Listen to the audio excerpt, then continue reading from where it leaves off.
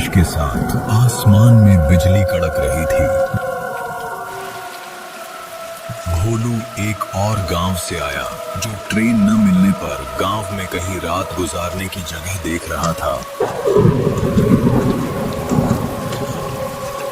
उसको दूर से एक मंदिर के अंदर से रोशनी दिखाई दी। शुक्र है भगवान का, कहीं तो रोशनी की झलक मिली। इस बारिश में भीगने से अच्छा है मैं आज रात वहीं रुक जाऊं। ये बोलकर भोलू मंदिर के अंदर चला जाता है। भाई, ये मौसम तो जैसे जान लेने पर उतारू है। रास्ता तो कब का खो चुका हूँ। सोचा अगर आप लोग इजाजत दें तो आज की रात यहीं रुक जाऊं। सुबह होते ही निकल जाऊंगा, किसी को तकलीफा नहीं दूंगा।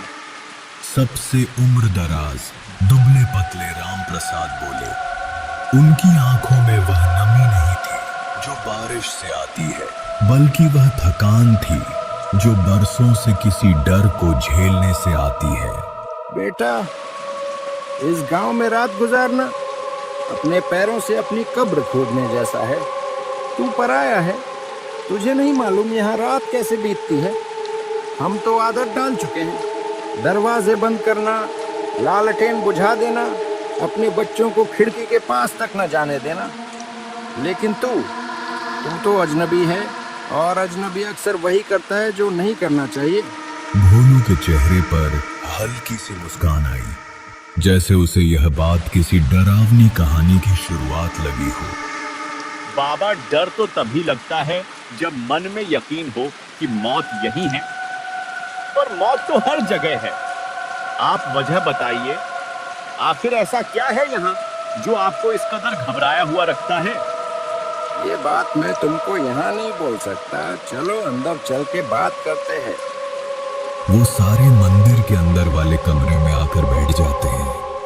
चाचा बोलो, अब क्या बात है? मुझे तो आपकी बात सुनने से पहले ही मजेदार लग रही है। गोपी ने ठंडी सांस छोड़ी। उसकी आंखें इधर उधर भटक रही थी, मानो कहीं कोई सुन रहा हो। वजह वही है जिसका नाम लेना भी अशुभ है। आज की रात सावन का वो समय है जब आसमान से पानी बरसता है और जमीन के नीचे से वो बाहर आती है। वो कौन? अगर जानने का शौक है तो सुन, पर याद रख, ये कहानी सुनकर तेरे पास सिर्फ दो रास्ते होंगे। या तो तू आज रात भाग जाएगा या फिर हमेशा के लिए यहीं रह जाएगा। बिजली कड़की। बरसात की तेज होती बूंदों के बीच मंदिर के अंदर एक कहानी शुरू होने वाली थी। कई साल पहले की बात है बेटा। तब ये गांव वैसा नहीं था जैसा आज है। खेत हरे भरे, तालाबों का पानी मीठा और लोग चैन से रहते थे। इसी गांव में एक लड़की थी, बनवाली। उसका चेहरा ऐसा कि जो देख ले उसी में खो जाए। पर सुंदरता के साथ उसका स्वभाव भी ऐसा था कि हर कोई उसे अपनी बेटी, बहन या बीवी बनाना चाहता था। लेकिन इंसान की चाहती हमेशा साफ नहीं होती। गांव का ठाकुर, वो तो पागल हो गया था उसके पीछे। बनवाली ने इनकार किया तो उसने उसका जीना हराम कर दिया। गांव वालों ने भी डर के मारे कुछ न कहा। फिर आया सावन का महीना। उस साल बारिश कुछ ज्यादा ही हुई थी। गांव के चारों ओर पानी ही पानी। और उसी दौरान ठाकुर ने बनवाली को रात में खेतों के रास्ते रोक लिया। कहते हैं वो उसे खींचते हुए उस पुराने कुएं तक ले गया जो गांव के बाहर बरगद के पेड़ों के बीच था। उसे धक्का दिया और बनवाली की चीख इतनी डरावनी थी कि आसमान का पानी भी कुछ पल के लिए रुक गया। तो ये सिर्फ एक हत्या थी, फिर श्राप कैसे बना? गोपी ने धीरे से इधर उधर की तरफ देखता हुआ बोलता है, जैसे हर शब्द के साथ उसे डर लग रहा हो कि कोई सुन रहा है। क्योंकि मरने से पहले बनवाली ने कसम खाई थी। उसने कहा था, जिसने मुझे धोखा दिया उसका वंश खत्म कर दूंगी और हर उस इंसान को साथ ले जाऊंगी जो सावन की इस रात मेरे कुएं के पास आएगा। पहली ही बरसात में ठाकुर का पूरा घर खाली हो गया। लोगों ने देखा, बारिश में भीगी उसकी परछाई कुएं के किनारे खड़ी थी। हमने कुआं भरने की कोशिश की, पर रात होते ही जो मिट्टी दिन में डालते वो सुबह तक वापस बाहर पड़ी होती, जैसे कोई भीतर से उसे बाहर फेंक देता हो सकता है ये सब गांव की कहानियां हों, लेकिन मैं मानता हूं कि सच्चाई जाने बिना डर का मतलब नहीं, और मुझे सच्चाई देखनी है अपने आंखों से।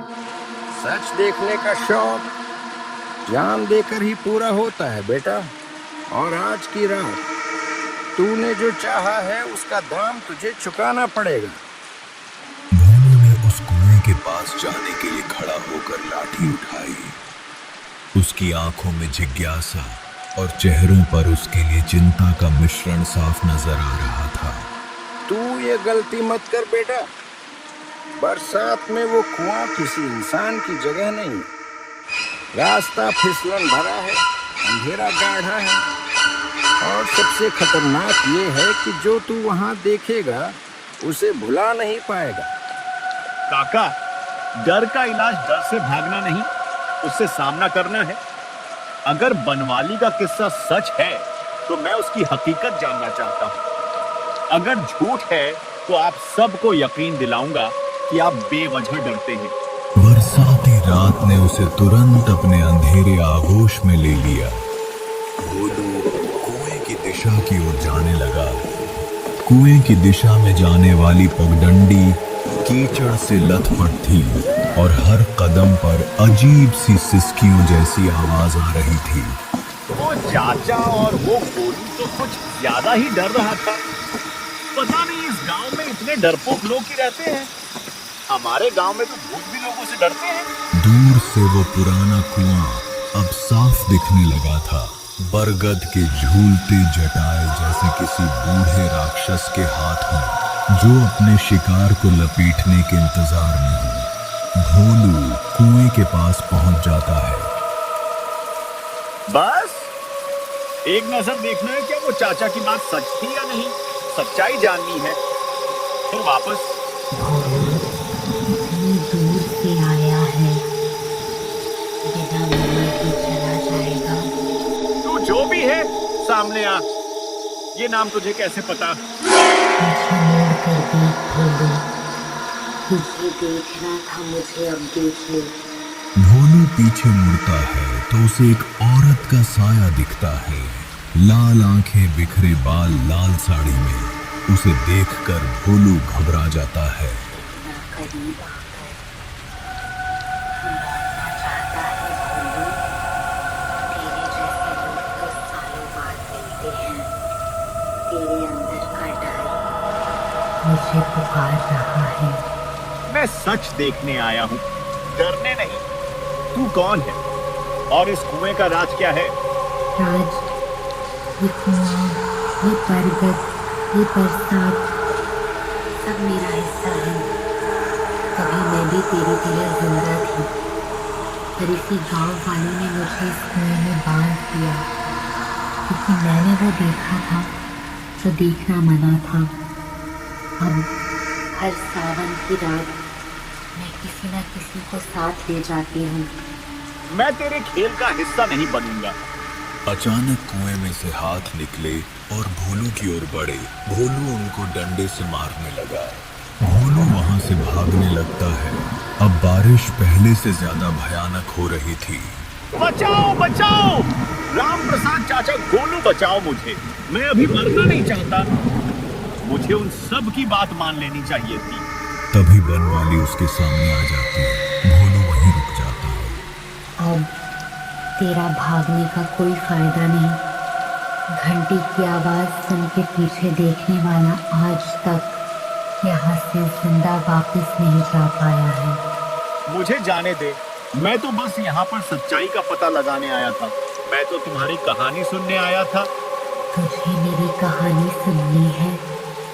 तुझे बताया नहीं किसी ने कि यहाँ आने का मतलब मौत को गले लगाना। अब तू भी मरेगा। अगले ही पल भोलू का शरीर कुएं के पानी में समा गया। गांव का चौक, मिट्टी की सोंधी गंध और रात की ठंड अब भी हवा में थी।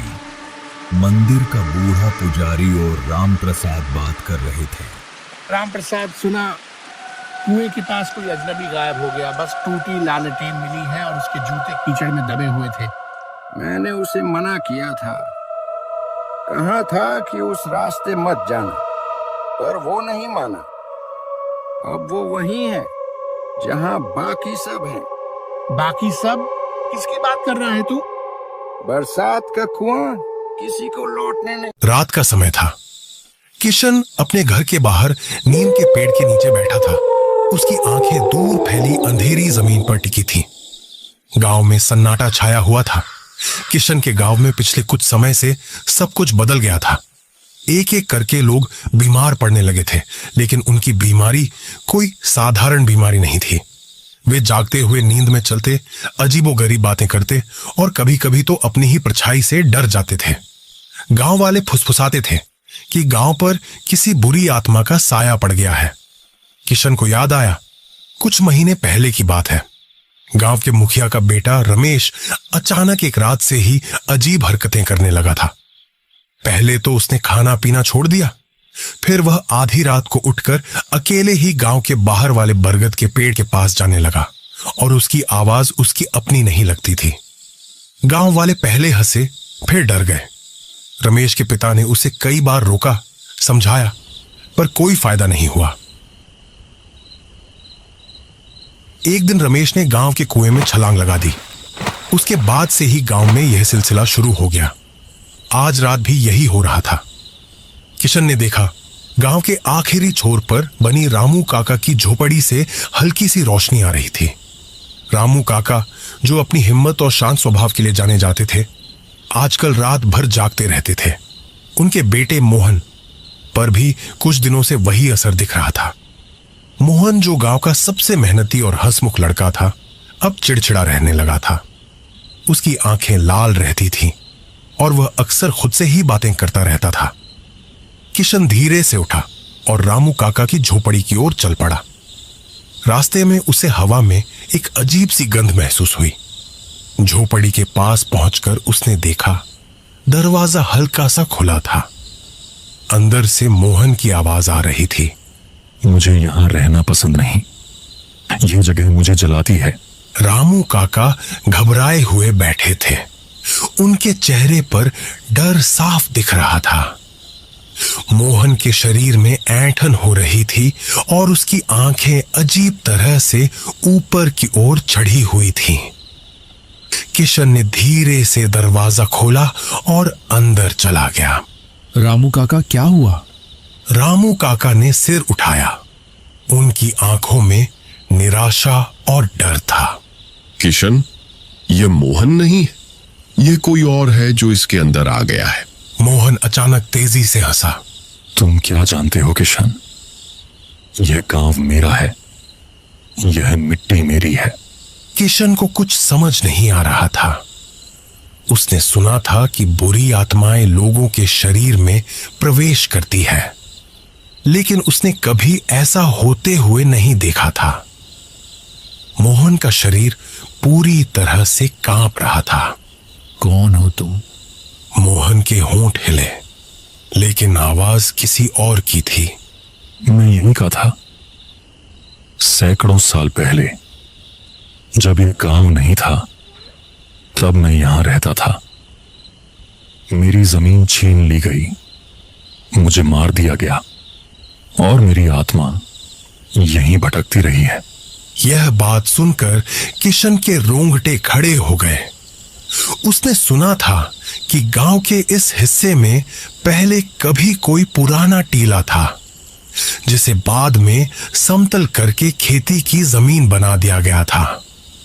अब उसे समझ में आ रहा था कि गांव में यह सब क्यों हो रहा था। तुम क्या चाहते हो? मैं अपनी जमीन वापस चाहता हूं। मैं इस गांव को तबाह कर दूंगा, एक एक करके सबको अपना बना लूंगा और फिर यह गांव फिर से मेरा होगा। मोहन के शरीर में एक तेज झटका लगा।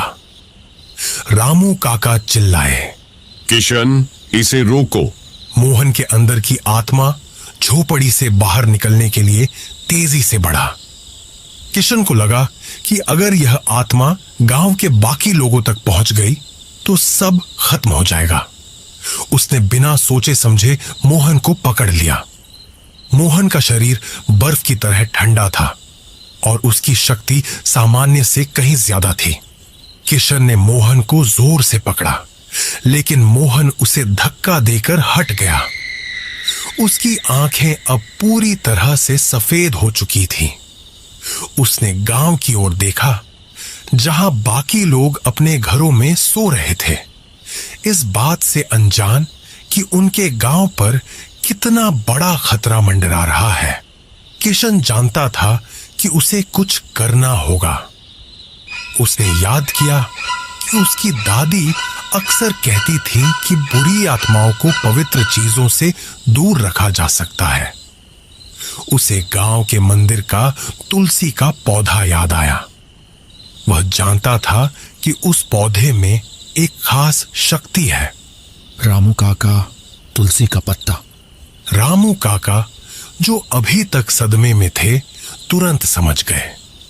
वे झोपड़ी के कोने में रखे एक छोटे से डिब्बे की ओर भागे और उसमें से कुछ सूखे तुलसी के पत्ते निकाले। मोहन जोर से हंसा। ये पत्ते मेरा क्या बिगाड़ेंगे? किशन ने एक पत्ता उठाया और मोहन के करीब पहुंचा। जैसे ही उसने पत्ता मोहन की ओर बढ़ाया, मोहन का शरीर पीछे की ओर झुक गया। उसकी आंखों में दर्द साफ दिख रहा था। किशन ने हिम्मत नहीं हारी। उसने एक और पत्ता उठाया और मोहन के माथे पर रख दिया। जैसे ही पत्ता मोहन की त्वचा से लगा, मोहन के शरीर में एक तेज कंपन हुआ और वह जमीन पर गिर पड़ा। उसके शरीर से एक काली धुंध निकली और हवा में घुल गई। कुछ देर बाद मोहन की आंखें खुली। वह जमीन पर पड़ा था और किशन और रामू काका उसे देख रहे थे। उसकी आंखें पहले जैसी थीं और वह थोड़ा भ्रमित लग रहा था। रामू काका ने मोहन को गले लगा लिया। उनकी आंखों में आंसू थे। उस रात के बाद गांव में सब कुछ धीरे धीरे सामान्य होने लगा। बीमार लोग ठीक होने लगे और गांव में फिर से खुशियां लौट आईं। किशन ने उस बरगद के पेड़ के नीचे और गांव के चारों ओर तुलसी के पौधे लगाए ताकि कोई भी बुरी आत्मा फिर से गांव में प्रवेश न कर पाए।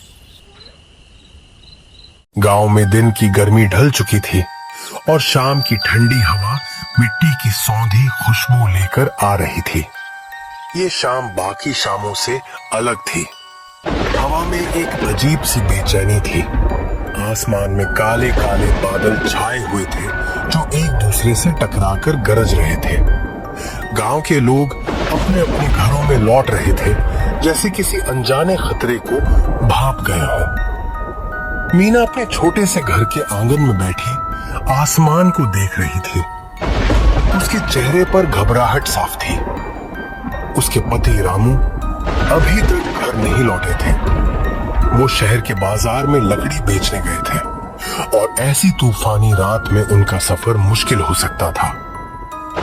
मीना ने घर के दरवाजे मजबूती से बंद करके बैठ गई। जैसे ही उसने दरवाजा बंद किया, तभी बिजली कड़की और भयंकर बारिश शुरू हो गई। हवा इतनी तेज थी कि लगता था घर की छत उड़ जाएगी। खिड़कियों पर बारिश की बूंदें ऐसे पड़ रही थी जैसे कोई बाहर से पत्थर मार रहा हो। रानी छोटी थी और उसे बारिश की आवाज से डर लग रहा था। माँ, बापू कब आएंगे? जल्दी आएंगे मेरी रानी। लेकिन मीना के दिल में एक अजीब सा डर बैठ गया था। उसे याद आया कि गांव के बूढ़े लोग कहते थे कि ऐसी तूफानी रातों में जंगल के रास्ते पर एक भटकती हुई आत्मा निकलती है।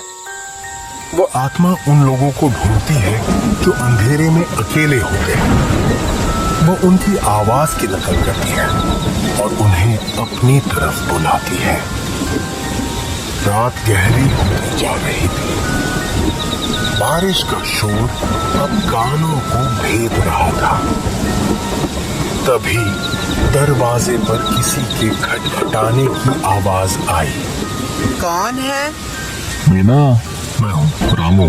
मीना का दिल धक से रह गया। वो सोची कि कोई भूत है, लेकिन ये तो रामू था। मैं दरवाजा खोलती हूँ। ये कहने के बाद वो दरवाजे की तरफ बढ़ी, लेकिन जैसे ही उसने दरवाजे खोला चाहा, रानी ने उसे पीछे से कसकर पकड़ लिया। नहीं माँ, मत खोलो, वह बापू नहीं है। मीना चौंक गई। यह तुम क्या कह रही हो? रानी ने कांपती हुई आवाज में कहा। जब वो बोल रहे थे तो उनकी आवाज बहुत अजीब थी, जैसे कुएं में से आती है। मीना ने रानी की बात पर ध्यान दिया और उसका दिल बैठ गया। उसे याद आया कि गांव के लोग कहते थे कि उस भटकती आत्मा की आवाज में एक अजीब सी गूंज होती है, जो किसी भी इंसान की आवाज की नकल करने के बावजूद नहीं छिपती। मीना दरवाजे से हटकर घर के एक कोने में अपनी बेटी के साथ दुबक कर बैठ गई। बाहर से आवाज फिर आई। क्या हुआ? दरवाजा खोलो, बहुत ठंड लग रही है। इस बार आवाज में थोड़ी तेजी थी। मीना ने चुप रहना ही बेहतर समझा। वो जानती थी कि अगर उसने दरवाजा खोला तो वे दोनों कभी जिंदा नहीं बच पाएंगे। बाहर से अब कोई आवाज नहीं आ रही थी। सन्नाटा छा गया था, सिवाय बारिश के शोर के।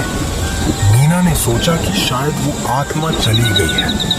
उसने रानी को देखा, जो अब सो गई थी। उसने भी आंखें बंद कर ली और भगवान से प्रार्थना करने लगी। सुबह जब उसकी आंख खुली तो बारिश थम चुकी थी। सूरज की पहली किरणें घर के अंदर आ रही थी। मीना ने दरवाजा खोला और बाहर देखा। आंगन में कोई नहीं था। दूर से गांव के लोगों की आवाजें आ रही थी। वह अपनी बेटी को जगाकर बाहर निकली। गांव के चौराहे पर लोग एक जगह जमा थे। मीना ने देखा कि रामू वहां खड़ा था। उसके कपड़े गीले थे और चेहरे पर एक अजीब सा भाव था। वह गांव के मुखिया को कुछ बता रहा था। रामू ने मीना को देखा और उसकी तरफ भागा। मीना, तुम ठीक हो? तुम रात में कहाँ थे? रामू ने बताया कि वो शहर से लौट रहा था। तभी तूफान शुरू हो गया। जंगल के पास उसकी बैलगाड़ी का पहिया टूट गया।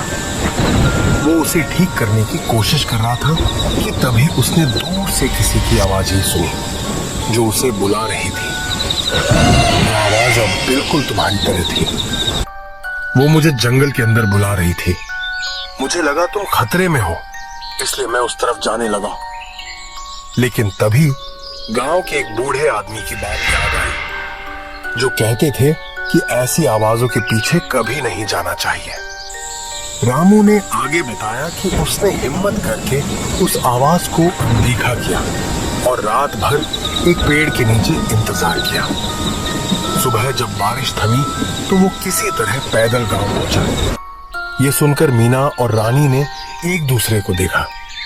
मीना को रानी पर गर्व हुआ, जिसने अपनी सूझबूझ से उन दोनों की जान बचाई थी। उसने मन ही मन सोचा कि रामू अगर उस आवाज के पीछे चले गए होते तो क्या होता। रामू ने मीना और रानी को गले लगा लिया और वे सब घर वापस लौट गए।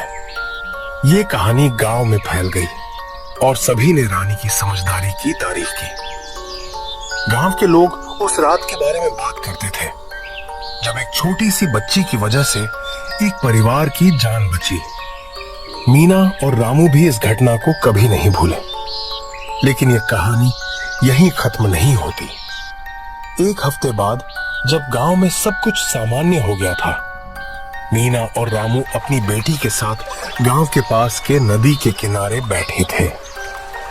अचानक रानी ने एक सवाल पूछा।